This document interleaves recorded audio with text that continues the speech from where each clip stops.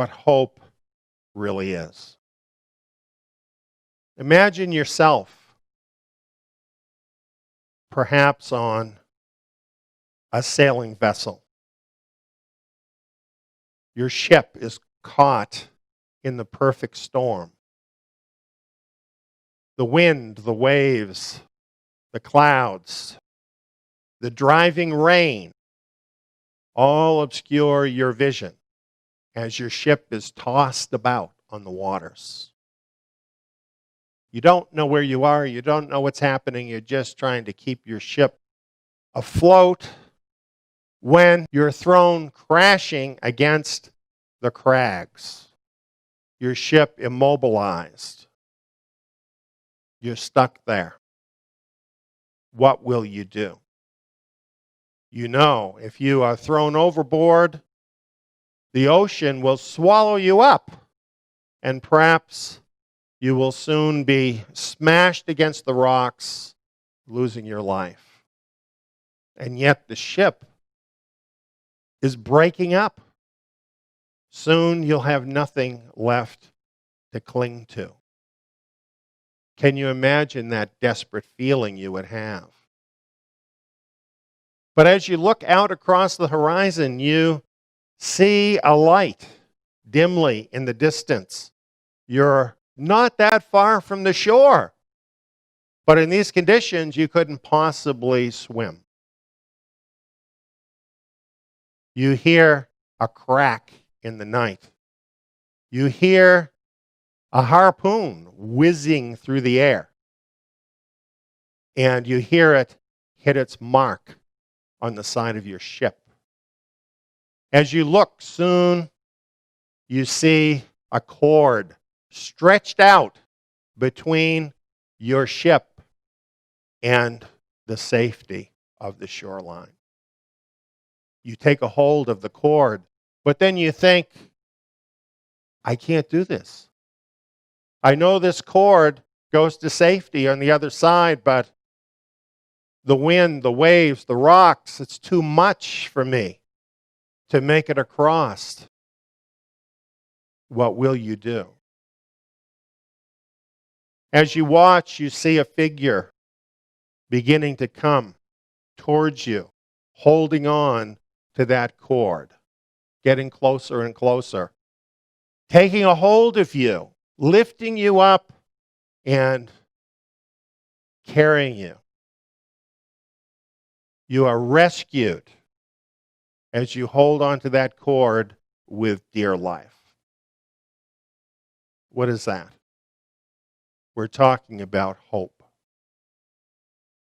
That's what hope is like. Hope is like that cord, like that lifeline, the only thing that connects you to safety. When do you think about hope? We never think about hope, or very little, when everything is fine. In fact, a lot of times we are living in a dream. We think we're secure. We think everything is safe. That is, until the storm comes and shipwrecks us against the rocks. That's when we think about hope, when the crisis comes. Shouldn't we think about hope before that happens?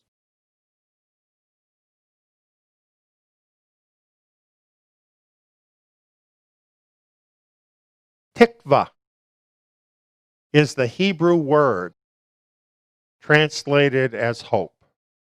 What it really means is a cord. It's a lifeline that you can hold on to.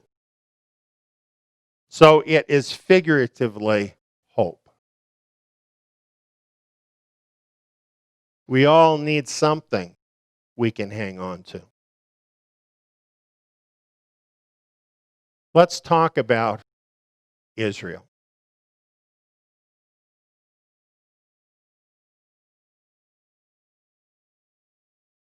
Israel set sail at Mount Sinai.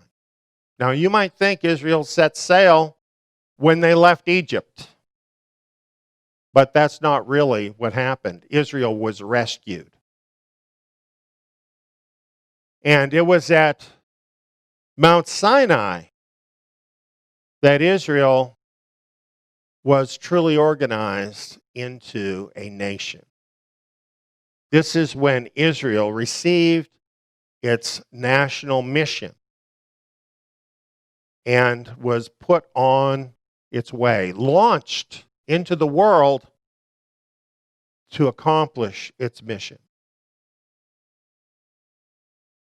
What is Israel's national mission?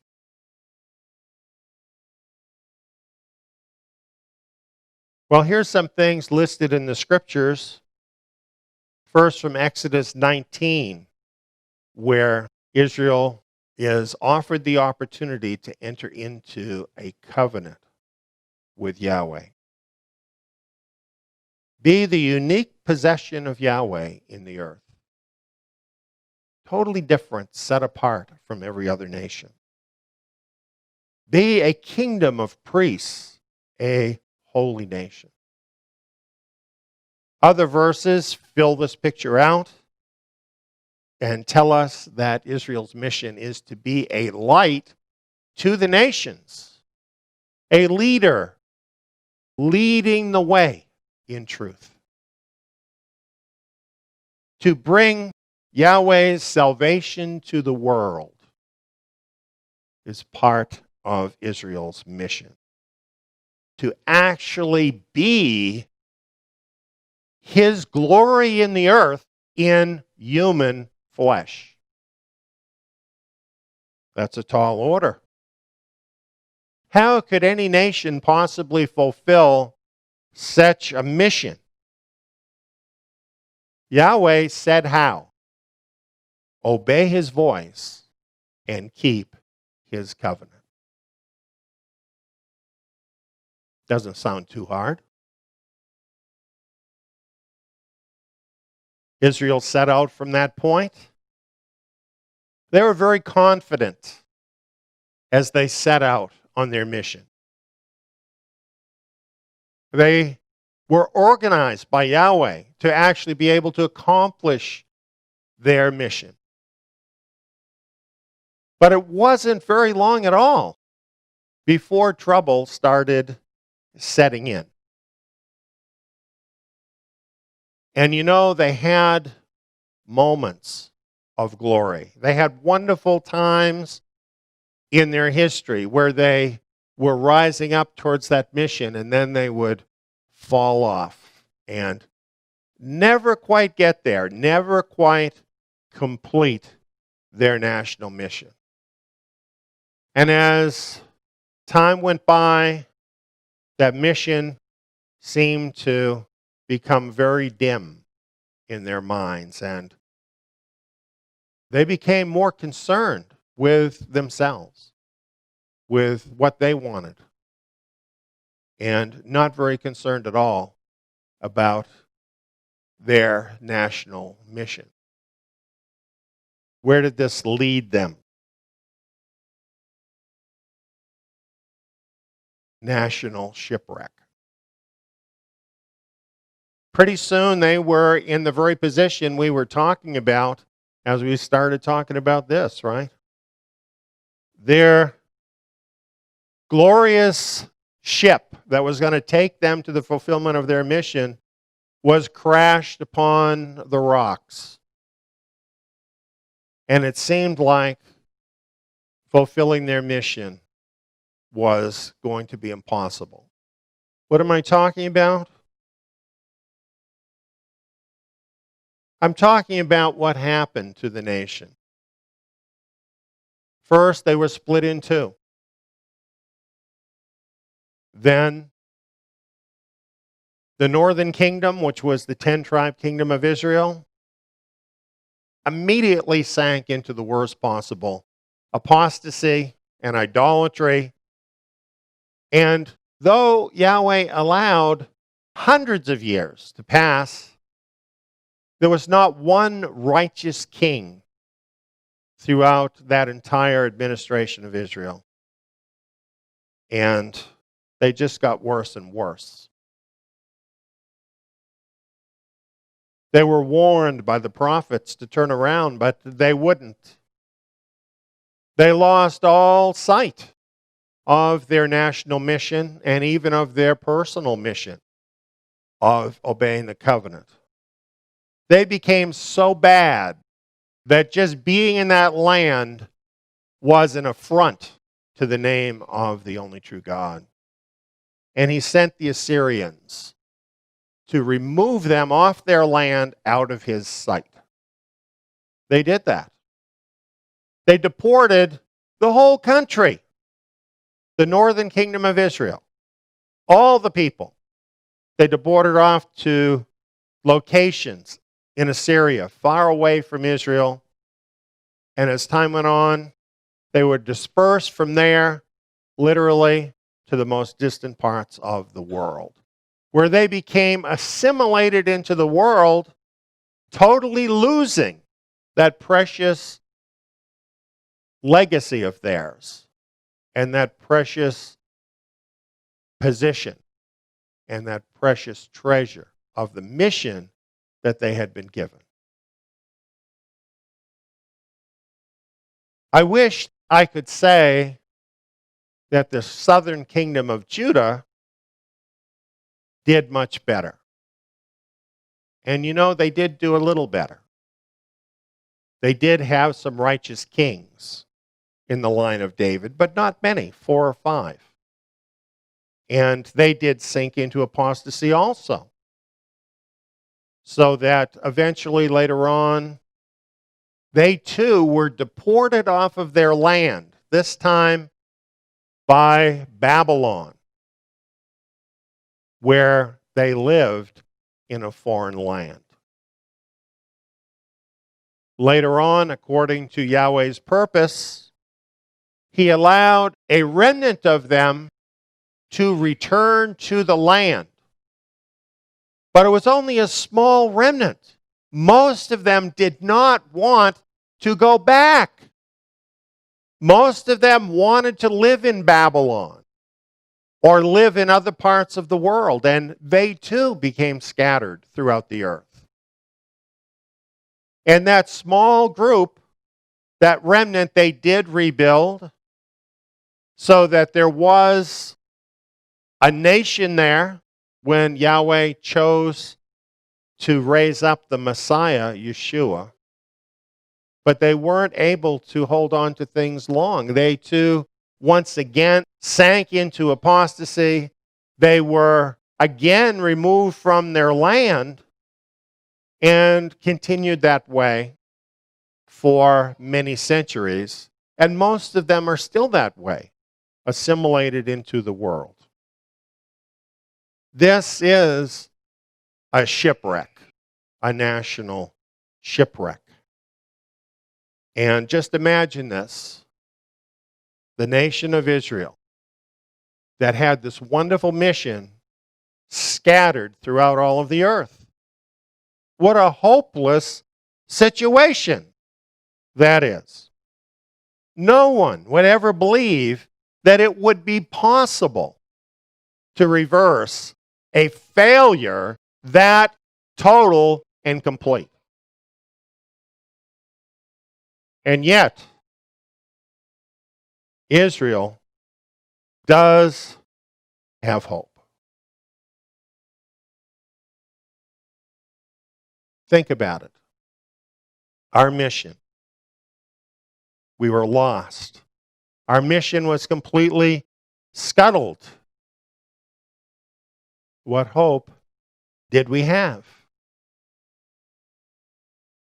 Even if we didn't know it, we were still his people. Even when we do the wrong thing, he knows who are his. That's why Jeremiah called him Yahweh, the hope of Israel. Is this something you can hang on to?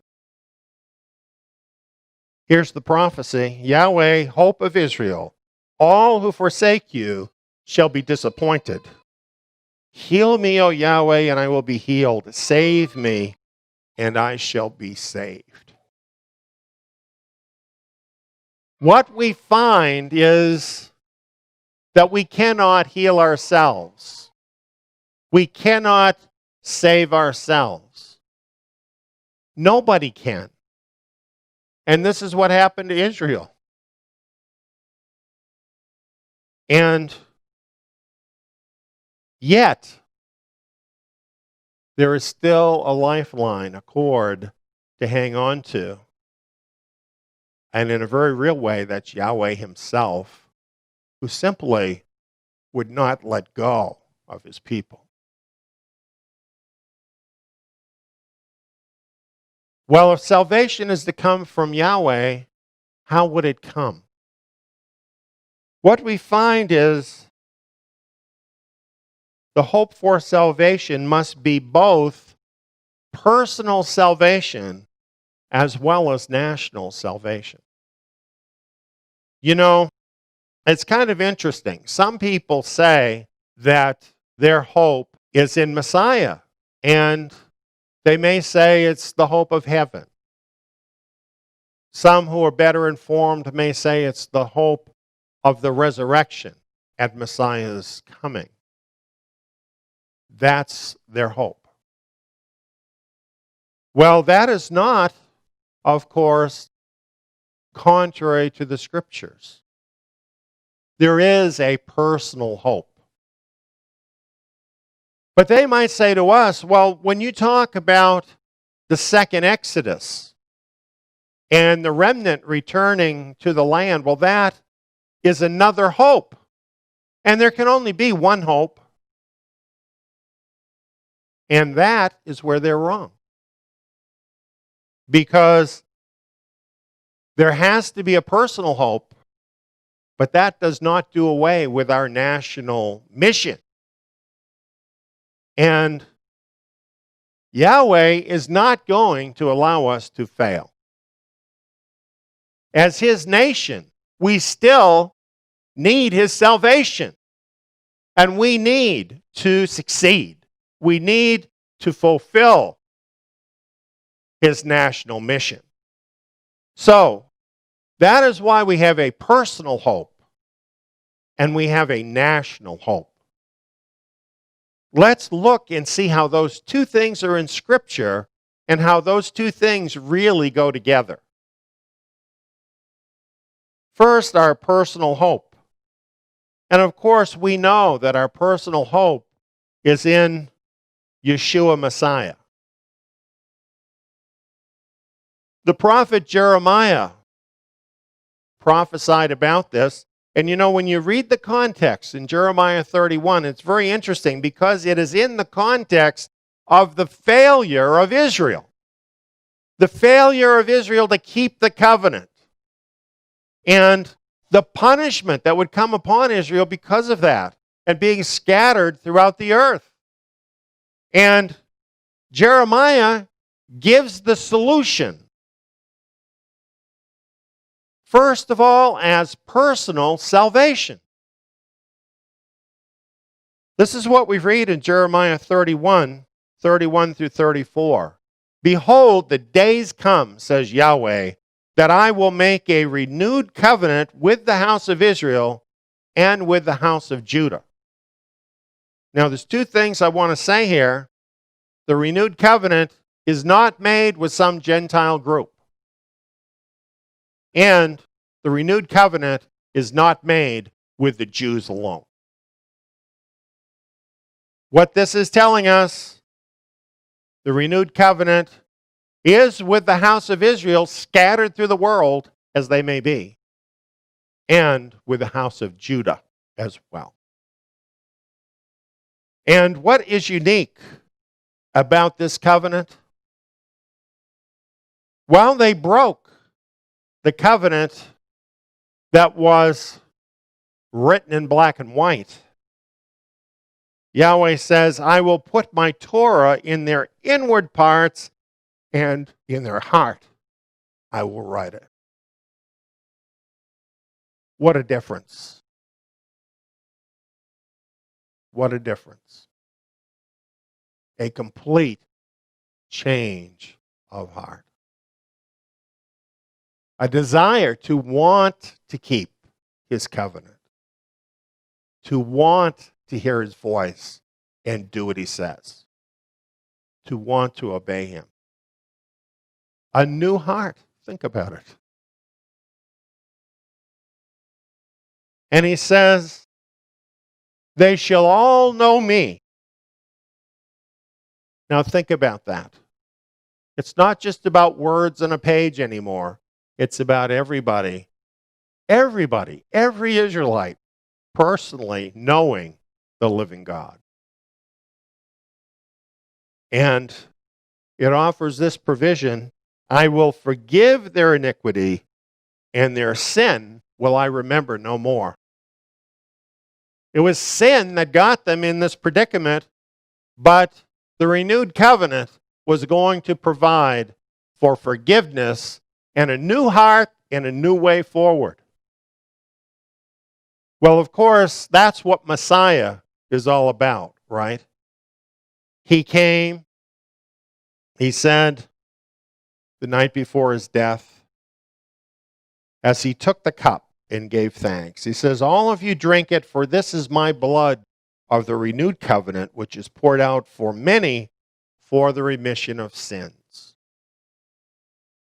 Personal salvation. You have to have personal salvation before you can have national salvation, because what is a nation made up of? Individual people, right? So, Yahweh knows exactly what we need. He is the hope of Israel, and he made the way through the renewed covenant, through Yeshua Messiah, for us to receive the personal salvation that we need. But you know what? As is so characteristic of him, he went beyond. He went beyond what we would ever expect.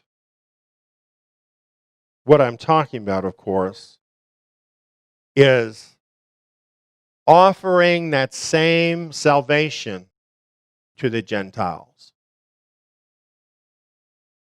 This is what Paul said to the Gentiles of their former condition, having no hope and without God in the world. Now, the Gentiles had hope in their idols. They had hope in their philosophies, or so they thought until they needed it. But the truth is, that hope was no hope at all, because it was hope without God. They were not much different than people today. You know, people today think all good people go to heaven. This is where they got the idea from, those very people, those Gentile pagans. They're the ones with the idea about going to heaven. No, all good people don't go to heaven. There has to be a cord to hang on to gain salvation. And that cord is Yeshua Messiah. Through putting faith in him, even the Gentiles could become fellow citizens with the holy ones and the household of God, being grafted in to Israel through faith in Messiah. So now those who had no hope, they have personal hope also, right? Hope of salvation. This is called, in Titus chapter 2, the blessed hope. Blessed and holy is he who has part in the first resurrection. Over these the second death has no power, but they will be priests of God and of Messiah, and will reign with him for 1,000 years. That's the blessed hope. And you know, the book of Revelation says they're going to reign on the earth. It doesn't fit in with that Greek idea of just kind of going off to heaven, your spirit just kind of going off to heaven. No, that's not the blessed hope. The blessed hope is the first resurrection. And what an amazing hope that is. You know what happened when Yeshua Messiah was raised from the dead? He ate fish with his disciples. They were able to touch him. They were able to talk with him. They identified it as really him. It was his body. In fact, he said, I'm not a spirit. He was in his body, but you know what? It was a different body, different kind of body, because it had been changed. It was the same body, but it had been glorified. It was a glorified body. And while he was in their midst and had completed his work with them, they watched as he ascended up into heaven until he was caught out of their vision by the clouds. His real body, they watched it ascend into heaven. And you know what? The scriptures say that when we're raised, we're going to be just like him. You're going to have a real body, your body, but it's going to be changed, and you're going to be just like him. Incorruptible, immortal. And your inner man will be changed because sin will be gone. And you will be suited to live with him forever. You will be suited to rule with him in his kingdom if you have the blessed hope and you are faithful to receive this wonderful prize of the first resurrection. Amazing. And you know what? It doesn't matter whether you started out as an Israelite or a Gentile. The blessed hope makes you an Israelite, either way. And you're going to rule from Jerusalem. I think that pretty much makes you a real Israelite too, doesn't it? So this is that personal salvation and that personal hope that we all need. And you know what? If I die right now, I miss the second Exodus. Heaven forbid that should happen. But if it should happen, this is my hope, and I can hang on to this hope. Because this is where I want to spend eternity. And what Yeshua Messiah showed me through what happened with him is that even death itself cannot prevent that, since Yahweh is the hope of Israel. Now that's something, isn't it? There's nothing in this world that can take that hope away from those who are hanging on to it. That's just such a wonderful thing to think about. But it affects how you live in this life. The scriptures say that everyone who has this hope set upon them make themselves pure as he is pure. What is that talking about? It's talking about having that Torah written in your heart. It's talking about striving to cleanse your life, to know him better, to live more closely to his commandments, to obey his word, to do his will. That's what it's talking about. That's what the attitude is of those who are looking forward to that blessed hope.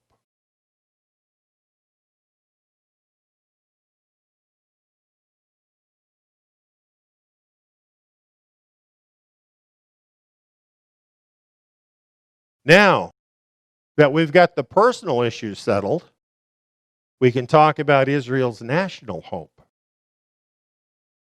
And that involves the remnant return.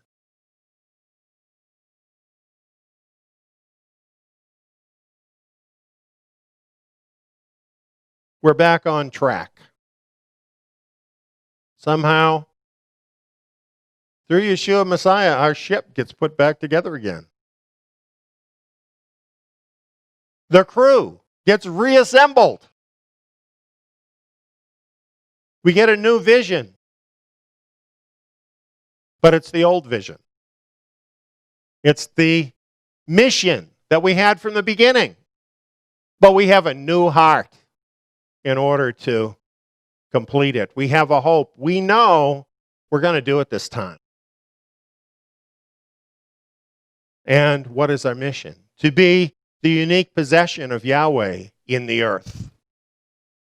Listen to me. The state of Israel has not attained that. Why can I say that?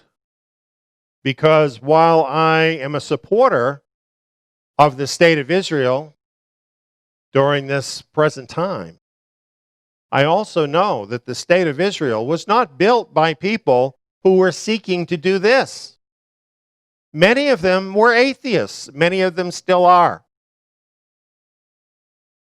The state of Israel was not built by people who have had a renewed heart. And I don't say this to disparage them, because what they've done is a great thing and a great blessing for all of Israel.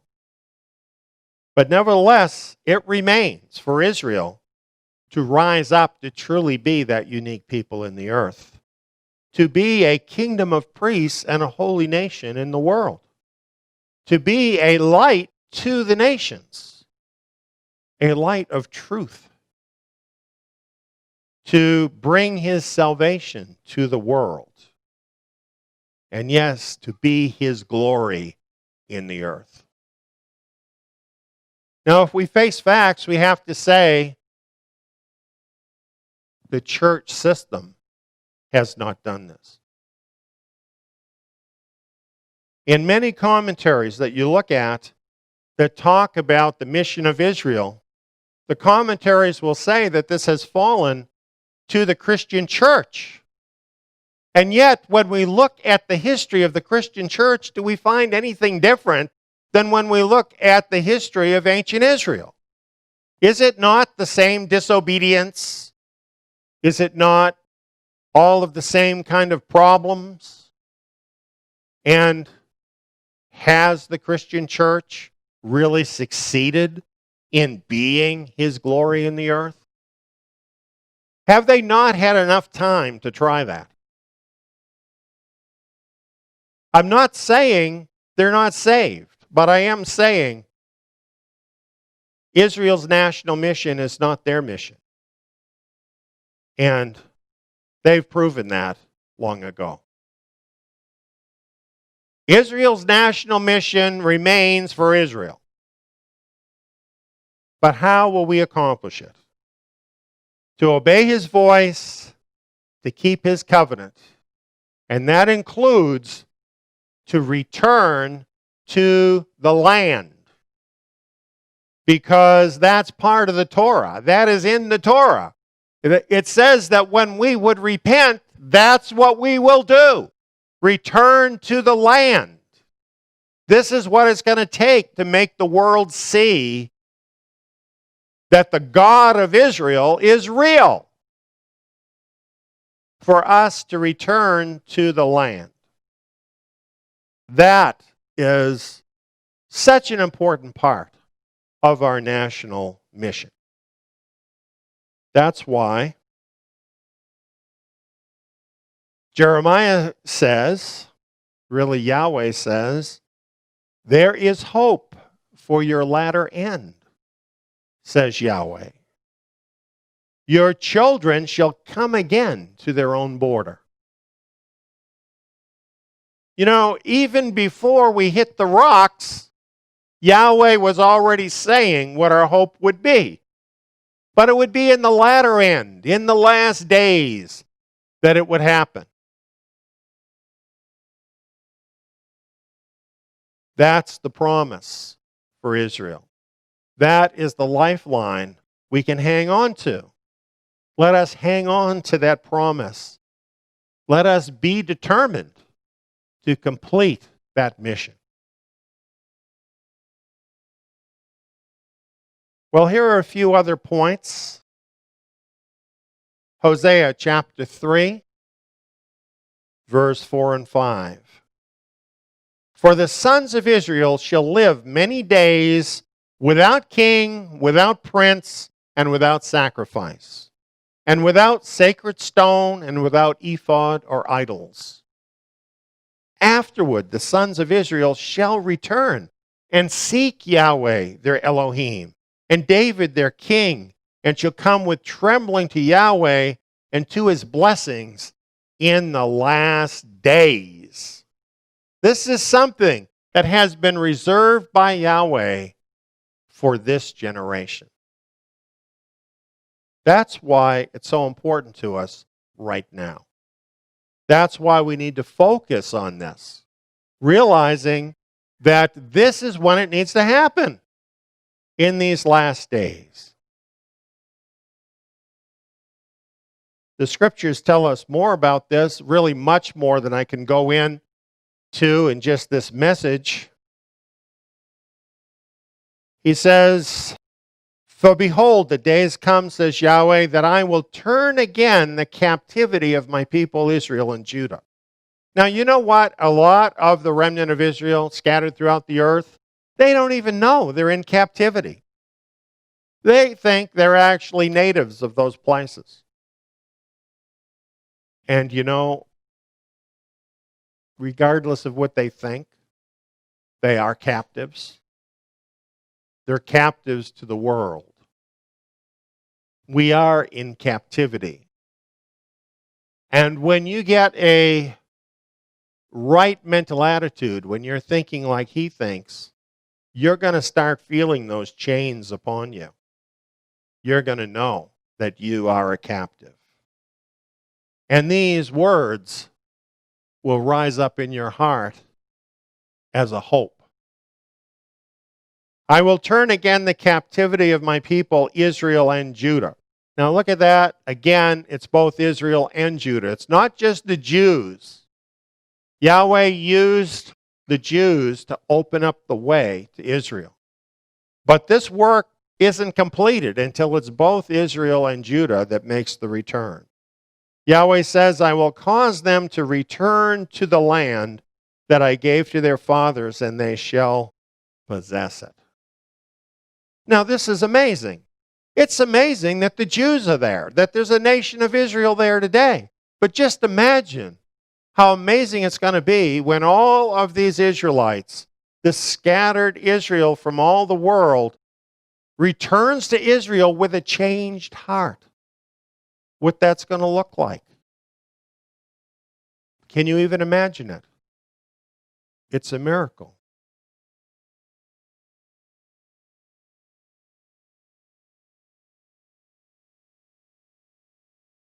Isaiah chapter 10. It shall come to pass in that day that the remnant of Israel, and such as have escaped of the house of Jacob, will never again depend on those who defeated them. That is the world. They're going to stop depending on the world, but will depend on Yahweh, the Holy One of Israel, in truth.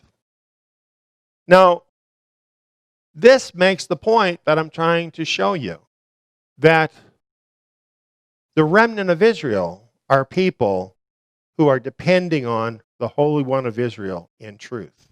They are people who are regenerated, who are changed, who therefore are in the renewed covenant, who are believers in Messiah.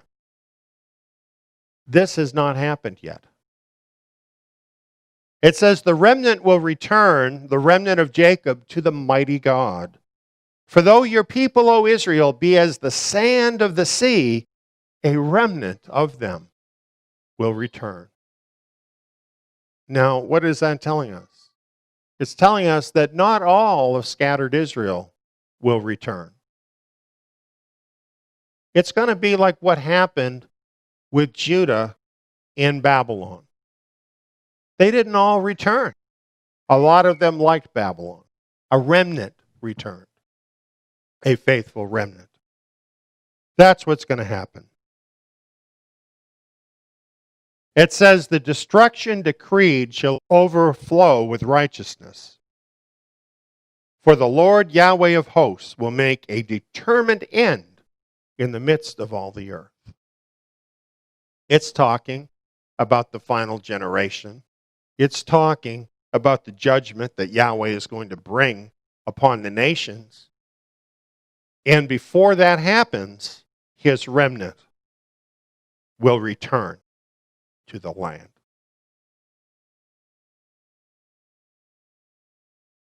Here's another prophecy from Isaiah. It shall come to pass in that day that Yahweh shall set his hand again the second time to recover the remnant of his people who are left. He will set up a banner for the nations and will assemble the outcasts of Israel and gather together the dispersed of Judah from the four corners of the earth. There will be a highway for the remnant of his people who will be left from Assyria. That's talking about the descendants of those captives who originally were taken into Assyria and were scattered to the four corners of the earth, where we are today. He says, as it was for Israel in the day that he came up from the land of Egypt. We're talking about a second exodus of the remnant from the four corners of the earth. A miracle that Yahweh has promised to do here in these last days. These are just a few verses. The prophets are loaded with these verses. You know, I find it very curious that there are millions of people who, as their hope, have a pre-trib rapture of the church. And really, there's not one prophetic verse that mentions such a pre-trib rapture. Yes, there will be a catching up at the return of Messiah, but there's nothing that talks about that before the tribulation happens. But this is all through the Scriptures. There are so many verses that talk about the return of the remnant of Israel, and yet most people don't even know this is going to happen. I find that incredibly curious. But there's really nothing in Scripture, no doctrine you can point to that has more documentation in the Scriptures than this as the national hope of Israel. We absolutely know this will happen because there are so many verses where Yahweh tells us and assures us this will happen. Why do you think there are so many verses? Why are there so many passages? Because it's so impossible. Yahweh knew that people wouldn't believe it could happen. So that's why you have so many verses where he tells you it's going to happen. This is a lifeline for Israel to hang on to as their national hope. And you know, our national hope goes right along with our national mission. Those two things go together. Our national hope and our national mission. Our national mission is the reason for our national hope. And here's a prophecy from Ezekiel that gets right to the heart of it, that tells you what it's really all about, why this return is so important, why we need to fulfill this national mission. Yahweh says, my holy name will I make known in the midst of my people Israel. neither will I allow my holy name to be profaned anymore.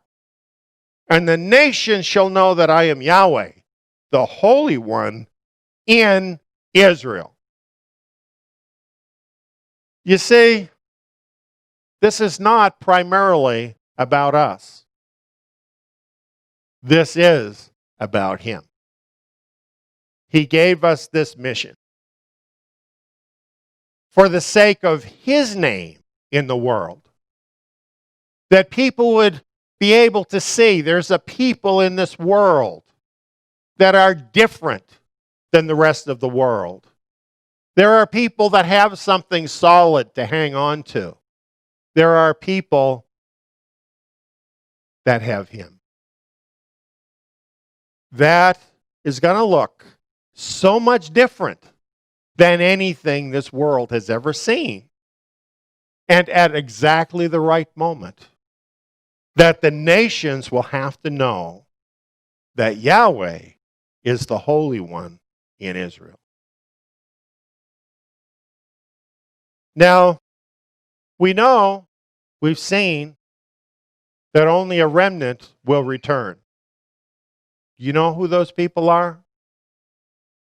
Those are the people that care about this. It doesn't matter whether you were a Gentile or you are a blood Israelite. If you care about this, then you should be part of the remnant return. If you care about His glory in the earth. Our national mission has not changed. But to accomplish a mission takes a great sense of purpose. It takes a great sense of focus. If you let other things in the way of that mission, of that vision, then those things will take over your life and you won't be part of this. And friends, we're getting close to this. Yahweh is doing this work, and He is preparing people's hearts to accomplish this national mission. We are deep into the last days. For this promise to be fulfilled, it can't be way off into the future, can it? So we need to be thinking about this now. You know what we need to do? We need to start coming together as the crew on that ship, right? We have to learn how to cooperate together, how to work together in a practical way to make this happen. We have to want this to happen, and we have to hear His voice and do what He tells us. Now, His name is the first thing. That's what matters. But you know what? We also have a personal incentive to accomplish our national mission. And here it is. Our personal incentive is to escape the judgment of the nations. Do they deserve it? Do you watch the news? Do you see the attitudes of people? There's still some righteous people around, but the world is getting more and more wicked and farther away from Him. Judgment will fall at the appropriate time. But Yahweh says to His remnant, "For I, says Yahweh, will be to her a wall of fire all around, and I will be the glory in the midst of her. Come, come, flee from the land of the north, says Yahweh, for I have spread you abroad as the four winds of heaven. Come, Zion, escape, you who dwell with the daughter of Babylon." Babylon being the world. Escape. We have a way of escape. Now, if you stay in the nations, and even if you're hit by a meteor falling, you're blown up by an atomic blast, you're killed by unrest in the world, a corrupt government decides to wipe you out, whatever happens to you, you still have your personal hope, right? So, if you don't do this, in the end, you could still end up okay. But is that really how you want it to happen? I don't. And not just because I want to save my skin, although I find that idea appealing. But the truth is, I don't want this to happen and me miss it. Do you? I don't want to have Yahweh's name lifted up among his remnant and me not be a part of it. I think anybody that knows about this ought to feel that same way if they know him and love him. And as an added bonus, you get to escape. And that's a great thing, isn't it? So, you see, hope. Yahweh has got it covered. He's covered our personal hope, and he's covered our national hope. But even that calls on something from each of us personally. This time we're equipped with what we need, though, to do it. Because of Yeshua Messiah, we actually have his Spirit living within us. We can hear his voice. We can keep his commandments. We can be a part of this if we make this like that rope, that cord, to hang on to in these troubled times. So, friends, when you watch the news, you see the wickedness in the world, you see us getting closer and closer to the end. You don't need to be afraid. You don't need to be thinking, something terrible is going to happen to me, to my family. Yahweh has it covered. And yes, we may get to a point where we're feeling like the person on that shipwreck. And in a way, we are still shipwrecked, right? We're all scattered throughout the world. We are feeling the storm around us. But we do have that cord. We have these promises. We have Yeshua Messiah. And we can be sure Yahweh will do what he promises, and that he will be a wall of fire around his remnant as they choose to obey him. So, friends, hang on to hope and hang on tight.